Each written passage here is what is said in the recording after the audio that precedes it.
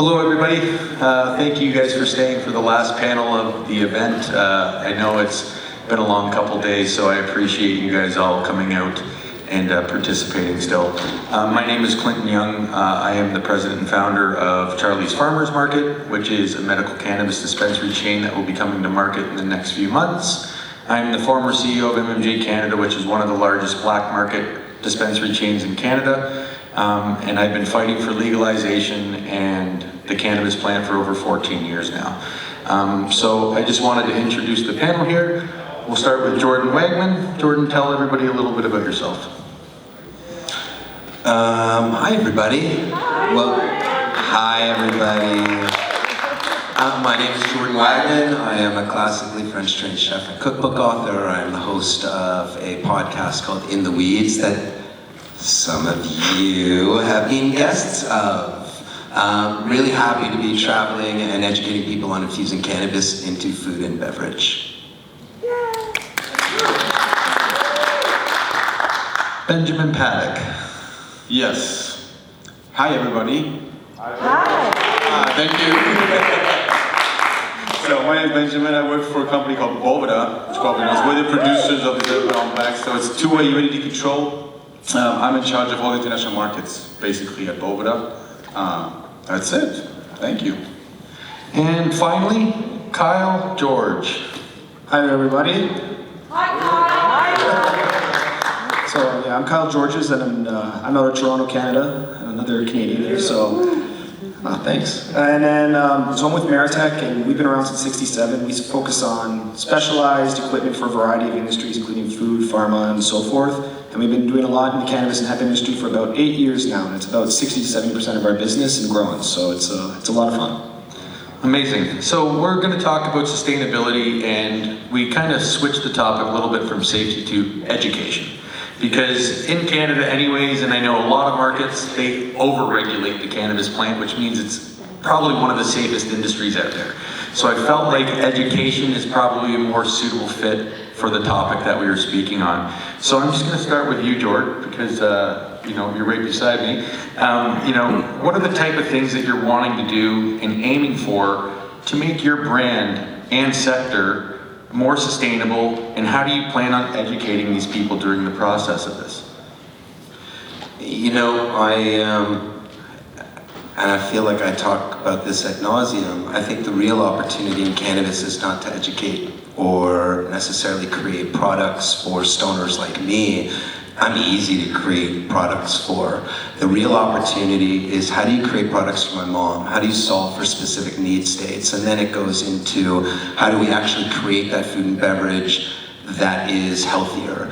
And I feel as though, and I was saying this to you in the green room, that I feel like, we've really got it backwards, where if you think about product formulation as a relay race, we've started the relay race with this food scientist rather than a culinarian or mixologist who uses their palate for a living, and then actually passes that baton in that chain of custody to someone who can work with shelf stability and scaling and so on and so forth. So I find that there's really a lot of the same on the market, and I think that as we start talking about, or we continue talking about what health and wellness looks like and medical looks like in the cannabis space, that we really have to look at ingredients. And why are we including refined sugar in something that we're actually calling health and wellness or medical? Now, do you find with the new demographic of people that you're trying to hit, the non-classic stoner, like you said, which is very easy to appease, do you find you have a lot of hurdles being a private chef that's doing private infused cannabis culinary? Do you find it hard to market and educate these new things that we need to speak about? If I told you the number of, I work with Sick Children's Hospital, I work with a number of Jewish foundations and not-for-profits across, and I'm very proud of all the philanthropy that I do. And all throughout the pandemic, there was one topic they wanted to talk about virtually. That's cannabis, food, and beverage. People want to understand it. They want to understand it better. I say it like this, and my brilliant brother wrote these words, so I certainly won't take, credit for it. But we are not going to reach these people by handing them raws or zigzags and some flour and saying, go and roll your joints. You're going to say, here's tomato sauce, you already use it. Take your mint tea, it doesn't have any sugar in it, it actually has some terpenes in it, and it has the benefits that you're looking for, whatever that case may be. So I think there's bigger opportunities out there, especially to educate those that are supposedly educating others. I think that's a big part of the opportunity too. Amazing. Now, Ben, Bovita clearly for years now has been leading in humidity packs and keeping your cannabis healthy, clean and stabilized. For sustainability for yourself, clearly Bovita is actively doing that. Yeah, I mean, we're in the market for 25 years. Yeah, so what cigars and multiple other products. So is there anything that Bovita is going to be doing in the future that's going to be accelerating sustainability even more for you guys? Like sustainability as a company? Yeah, of course. I mean, we are constantly innovating. For instance, we just introduced like the Bovita principle into a cap. You just screw onto like a standard like drug plastic jar. Amazing. And things like this. So it's to take the same principle and like we're basically a one-trick pony. And with that one trick we survived 25 years and we still grow 30% year to date, as a 25-year-old company. Of course, thanks to us being able to have a myriad of use cases for our application, cannabis being one of the more fun ones, I have to say, right? So it's, we do a ton of stuff. So for us, I mean, we're constantly innovating, even though it might just be small changes. Right, but this goes back to our leadership. Sustainability is a big part, also about the culture that we have. It's really like a community, almost like a cult. So if you talk to people that work at Bovita, they're all like, ooh, they're raving. But it's almost like a cult because everybody's so positive and so forward thinking. It's really amazing, I have to say. Yeah. And you guys got a great education team that I've noticed. You guys are great educators, and it's something that is crucial because leading back to the original panel, what we were speaking with safety. Safety, comes with education. So I agree. Yes. And for us, I mean, like our product is very simple. Yeah. But yet, if you really want to explain how it works, there are two ways of doing it. Either educate or just have people try it out. But for you, I mean, if you just have, hey, you just try it out, it doesn't work in your case. It's too complicated. It works in our case, luckily. But no, education is vital for us. I mean, we have a very niche product. It's just about moisture, cannabis. But I mean, we can all agree that dry weed just sucks, right? It's terrible. When it's too moist, it's also bad because all the microbes, so it's like bad for your health. Yes. Right? So you need something that will keep it just right in between, right? But this is what we luckily do. I mean, it just happened to screw on us. We're the one-trick pony. That's what we do. Yeah. Right? So yeah. And it's definitely. awesome. Yes. It's great. It's an awesome product. It is quite amazing. I'm not gonna lie. Hey, you get your $5 later. Thank you. And then Kyle, Meritech's been around the space like we were spoken about earlier for decades in multiple different markets. I just learned about your new vapor static extraction this week, which is something new to me, something that I'd never even seen or have heard of yet. Why don't you break down the process of your extraction, what your team does, and your plan for sustainability and also educating moving forward in your sector? So, the vapor static extraction, it's a very new type of technology that we're taking to market right now, where we're really changing up the extraction game with a big focus on saving, reducing the amount of solvents and going completely solventless, being better for the environment, and also reducing the amount of electrical needs to extract as we're helping our clients become much more sustainable in their processes. And what we do with it is we actually vaporize the cannabis, and then we use a technology called electrostatic precipitation to recondense it from a vapor back into an oil form, right? So we also do other things in regards to ethanol, CO2, water extraction types, but here's a new solution that we're taking to market right now where it's a much more sustainable option, a lot more easier to operate, and it also, from an education standpoint, of the operator team, a lot simpler, right? One operator can easily run, be it 100 pounds a day or 5,000 pounds a day. Right, so it's a very, much more sustainable technology too for the environment as well, with going to a completely solventless base. Now, when we spoke earlier on, we spoke about how you're doing the 1,000-pound-a-day machines right now, and when you explained the price to me, that it may scare certain people away, but you came back with a great answer, and it actually extremely excited me for the small people to be able to operate these things. You guys will be coming out with a 100 and a 400-pound extraction machine well for the smaller clients as well, correct? Yes. Yeah, we'll be going down to a 100-pound a day system, and that's over 24 hours. So someone looking to just operate, let's say, 30, 40 pounds within a shift, you'd be perfect for that type of person and individual too. So Amazing, amazing. So to me, you know, with Charlie's Farmers Market and sustainability and being a retail store, especially with medical cannabis, it's very important, you know, that education on medical cannabis is the most important, as Alex has mentioned before, the lack thereof in the cannabis space right now. I think more education is important. I think to create any type of sustainability, it starts with the regulators, because there's a lot of regulations in Canada that they put into place that doesn't always give us the freedom to do what we need to do to maybe make the industry more sustainable and or educate better. So I'm hoping that lobbying the right different sectors and creating more sustainable products, whether it's hemp containers instead of plastic containers, like Canada's got more plastic in their container. It's crazy. So to me, there's multiple ways to stay sustainable and educate. And I think that everybody here gave a really great explanation on each parts of their industry. So thank you for that, guys. And if there's any questions or if anybody needs to add anything else, go ahead. Yeah, what I want to say is that, especially being in Germany and me being German now, we look at legalization, right? So we're where you guys have been. Obviously, we're trying to learn, you know, from other like more elaborate markets like Canada and stuff. But at the end of the day, this is a giant thing to do, like to legalize a drug. Yeah. You know, and create a market that has been existing in a regulated form. The market's already there. Of course, you've been part of it before.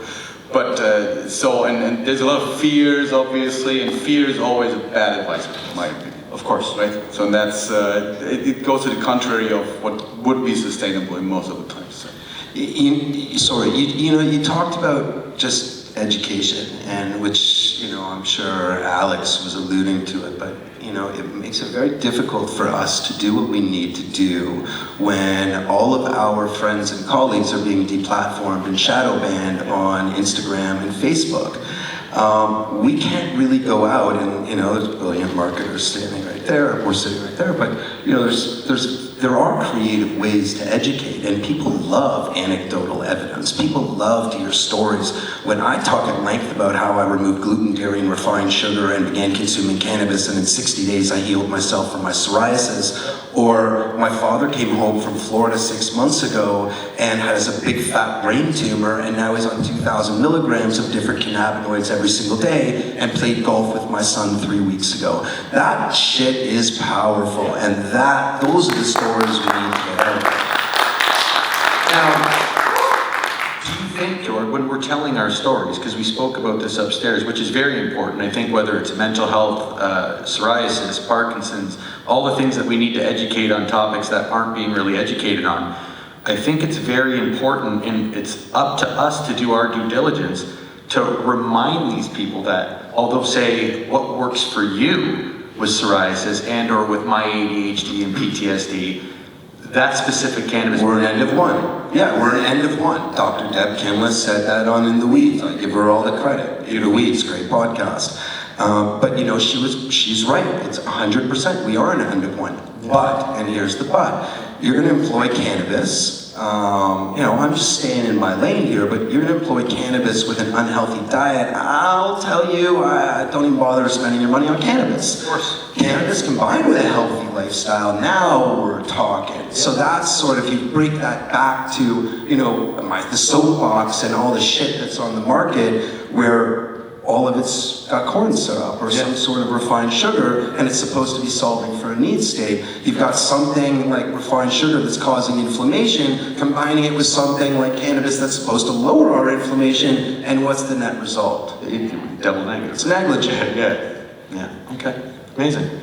Kyle. one thing I'd like to add to this too, it's not, well, educating the general public is a huge aspect too, but the other thing is, as an industry together, we need to educate, you know, the politicians and the regulators that are making these regulations, right?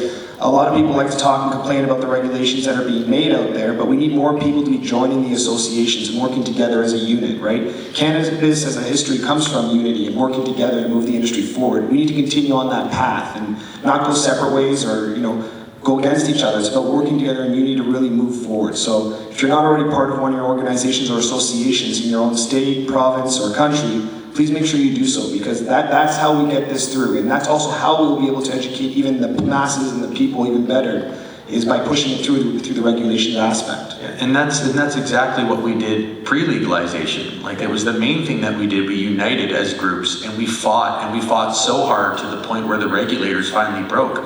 What I don't understand is, and when Kyle, you're making such an amazing point, it just triggered me.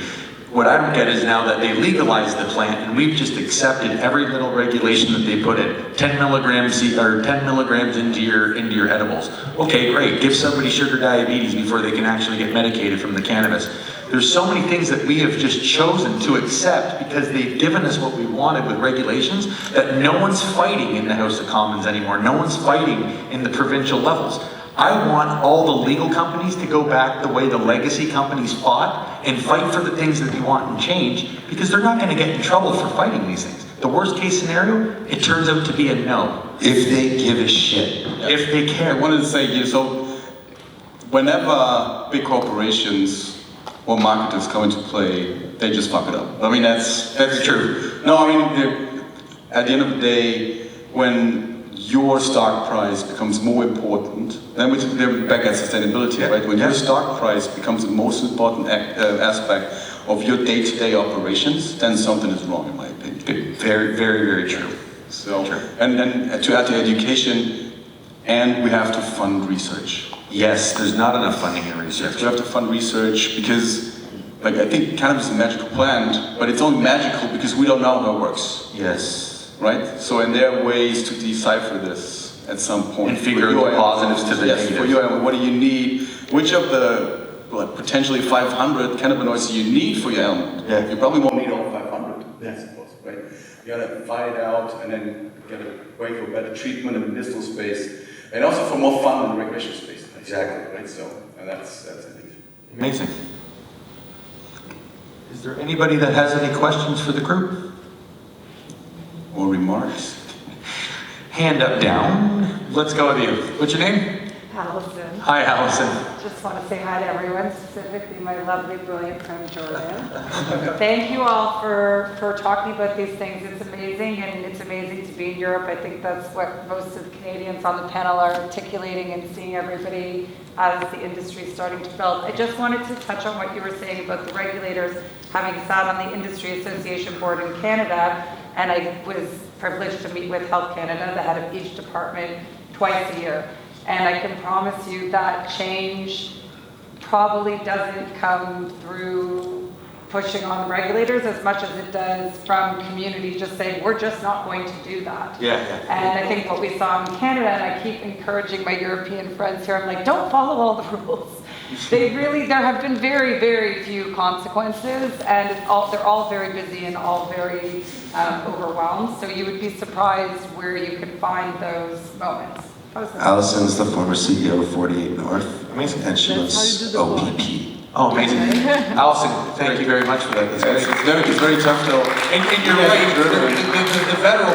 The federal regulators and the provincial government regulators, they're nearly impossible to deal with, right? But I mean, and you're right that being a community and getting the message out that way sometimes is the better way to get progress. Just don't do it. Or just don't, rule. and kind of push the envelope with the rules. But I do believe at some point communication between the two of the people pushing the rules and regulators, there needs to be at least a topic of conversation. Oh, there is, Okay. yeah, and there has to be, but yeah. Yeah, I'm just saying, like, as a German, we love rules, right? So if we follow them, that's how. No, don't follow. Yeah, I've seen you at your red lights. We know that. I got a question over here. Oh, sorry, sir. Kyle and anyone else too, but has your company developed or looked at or tried to figure out what to do with what is about 85% of the material that's waste that comes out of the extraction process? Or are there plans to do that, or is there any thought on that? Great question. So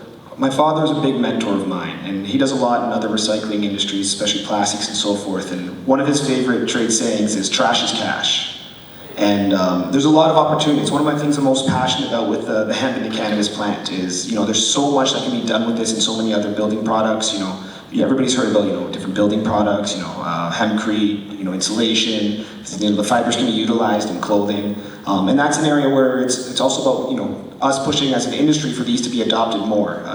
Surprisingly, a lot of us up here are more focused on the extraction right now and growing aspect of the industry. But like some of my very large hemp clients, a lot of their focus right now, there's a lot of movement going into, especially the fiber, the herd, and utilizing a lot of that. And as that starts to move forward more and more, it'll be easier to adopt offshoots from your industry and find buyers for that spent material. Now, one thing I do want to chime in here too, one of the beauties of the vapor static extraction process too, is it's like if you have like a PAX 2 and you put a little bit of bud in there and you burn it on a light setting and it comes out like a light brown, that's how the material comes out after this. It's not like it's being demolished or crushed or soaked full of solvents and hard to deal with. So from that then too, you can easily take this material and put it into pelletized feed or other options too, or even using it as a fibrous product in different building materials and other things too. So as you people are starting to scale and look at how they're building out their facilities, right? It's all gonna, at the end of the day, margins matter and optimization matters, right? But if you can find value in your waste stream, that helps make you even more profitable, which then allows you to also make product more affordable to the masses, right? So anyways, we're working a lot on a few other things on that aspect, and maybe we can chat some more after this as well.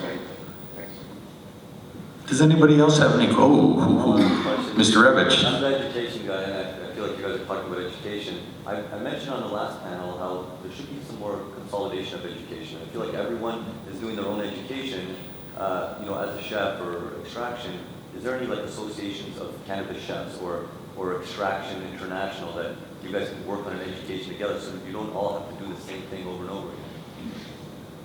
If there's not, you're gonna create one right now. No, I mean, the fact of the matter is there has to be some sort of governing body to issue this certification. So who's that governing body in culinary? Ideally, it's the culinary schools, which is why the American Culinary Federation has brought a culinary program online, and this is coming online. So from that standpoint, I think that cannabis as part of the mixology and sort of culinarian's journey, that will just be table stakes as time goes on. For now, it's you can't be a certified culinary cannabis professional. There is just no governing body. There definitely does need to be something, and I think it will happen in time. Like Allison said, though, if we just break the rules and create our own governing body, it might force them to allow this scenario. That's a heavy lift, my brother.